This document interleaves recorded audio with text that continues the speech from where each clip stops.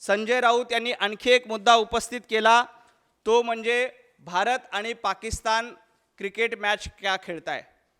संजयजी राऊत बोलताना थोडीशी माहिती घ्या.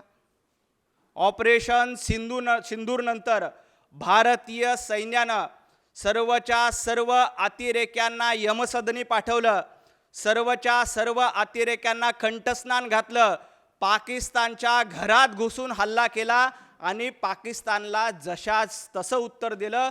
पंतप्रधान नरेंद्र मोदीजींच्या नेतृत्वात भारतीय सैन्याने ऑपरेशन सिंदूरचा बदला घेतला आणि ज्या आपल्या हिंदू भगिनींचं कुंकू पुसलं होतं त्याचा बदला घेण्याचं काम ऑपरेशन सिंधूच्या माध्यमातून आपल्या सैनिकांनी केलेलं आहे.